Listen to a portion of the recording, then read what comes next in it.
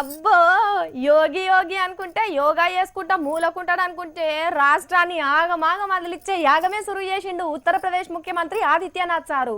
అబ్బో చూస్తుంటే మోడీ సార్ ధూలెక్కనే అయ్యేటట్టున్నాడు కానీ అని మురిసిపోతున్నారట యూపీ మినిస్టర్లు.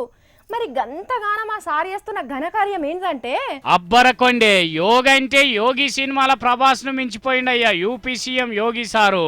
చూసేదందుకు కాషాయం కట్టి సన్యాసి లెక్కనే కనిపిస్తున్నాడు గాని కసి కొద్ది పనులు చేస్తున్నాడు రాష్ట్రంలో.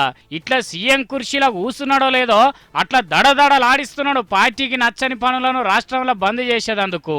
కాయిదాలు లేకుండా ఆవులను కోసి అమ్ముకునే దుకాణాలను దుమ్ముగా చేయాలని ఆర్డర్లు వేసిండు. పర్మిషన్ లేకుండా రాష్ట్రంలో ఆవులను అమ్ముడు బంద్ పెట్టించే రూల్ పెట్టిండు. గివ్వేనా ముఖ్యమంత్రి కాక ముందుకు ఆడోళ్లకు రిజర్వేషన్ లేదన్న మనిషి సీఎం కాగానే ఆడోళ్లను షిడాయించేటోళ్లను అనగబట్టి తన్నే పోలీసులను పెట్టిండు. అంటే తెలంగాణలో ఉన్న షీటీంల లెక్క అన్నట్టు. అటు రాష్ట్రం నౌకర్లు ఇచ్చే సంఘం పెట్టిన పరీక్షల రిజల్టులను తొక్కిపెట్టమన్నాడు. పనిగా సార్ నమ్మిన సిద్ధాంతాన్ని బతికిచ్చేందుకు రామాయణ మ్యూజియానికింత జాగా కూడా ఇచ్చింది. అబ్బబ్బబ్బబ్బా చూస్తున్నారా యోగి అంటే యోగే పోన్రి. ఈయన స్పీడును చూసి ఉత్తరప్రదేశ్ కు ముఖ్యమంత్రి చేసేటందుకు ఈయనను మించిన యోగ్యుడు లేడని అనుకుంటున్నారు.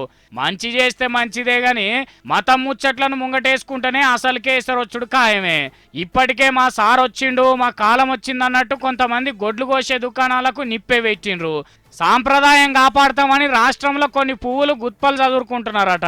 మరి ముంగట ఏమవుతుందో కానీ ఉత్తరప్రదేశ్ను ఉత్తమ రాష్ట్రంగా కాకుండా ఉత్త పువ్వు గుర్తు కేంద్రంగా మారవద్దని అంటున్నారు. యూపీ ఓట్ల వార్తలను ఇని చెవులల్లో రక్తాలు గార్పించుకున్నోళ్ళు.